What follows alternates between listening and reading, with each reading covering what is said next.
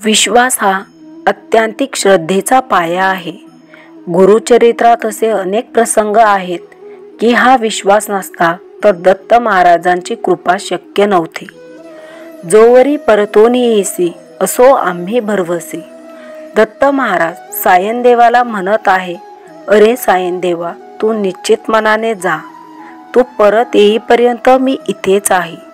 तुला काहीच होणार नाही. महाराजांच्या या आशीर्वचनावर विश्वास ठेवत सायनदेव यवन अधिकाऱ्याकडे गेला आणि महाराजांच्या कृपेने मृत्यूभय झुगारून देत परत आला. उद्धार झाला. 15 वर्षांनी त्याची आणि महाराजांची पुनश्च भेट झाली. या उपर यवन सेवा सोडून इथे येऊन राहा या महाराजांच्या वचनावर पुन्हा विश्वास ठेवत यवन सेवा सोडून सायनदेव गाणगापुराला आला. वास्तविक यवन अधिकाऱ्याकडे नोकरी म्हणजे उत्तम वेतन, मानमरातब या सर्वांवर पाणी सोडत गाणगापूरला येणे म्हणजे सायनदेवाचा किती विश्वास होता त्याचे उत्तम उदाहरण आहे. महाराज म्हणाले म्हणजेच ते ब्रह्मवाक्य. 48व्यात शेतकरी हेच म्हणाला. पीक कापून टाकल्यावर महाराज म्हणाले, अरे मी विनोदाने तसे म्हणालो. यावर शेतकरी म्हणाला, तुमचे वाक्य भले, तेचे मज काम धेनू. आत्यंतिक विश्वास म्हणालात ना म्हणजे उद्धार होणारच, काही शंका नाही. 40व्यात शुष्क काष्टाची कथा आहे. महाराज नरहरीला म्हणाले, हे औदुंबराचे शुष्क काष्ट संगमावर रो आणि नित्य पाणी घालत जा. ज्या दिवशी याला पालवी फुटेल त्या दिवशी तुझे कुष्ठ जाईल. महाराजांच्या या वचनावर विश्वास ठेवत नरहरीने त्या शुष्क काष्टाला पाणी घालणे सुरू केले.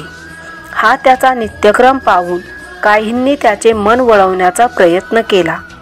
नसेल निष्कृती तुझी या पापा, म्हणून दिदले काष्टा बापा.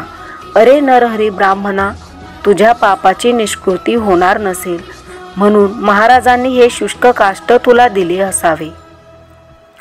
यावर नरहरी म्हणाला, गुरुवाक्य माझी भावना, अन्यथा केवी होईल. गुरुवाक्य प्रमाण आहे. महाराज म्हणाले तसेच घडले. आत्यंतिक विश्वासाचे फळ त्याला मिळाले. त्याचा रोग निघून गेला. हा विश्वास गुरुचरित्राच्या काळात म्हणजे 600-700 वर्षापूर्वी अस्तित्वात होता, मात्र आज नाही. खरं तर त्यावेळी अनेक बाबींची प्रतिकूल परिस्थिती होती. यावनी सत्ता आणि अत्यंत खडतर जीवनमान या परिस्थितीत देखील हा विश्वास टिकून होता. सध्या एक दुसऱ्याच्या कर्मावर नजर ठेवणे या नित्यक्रमात सर्व विसरायला होते.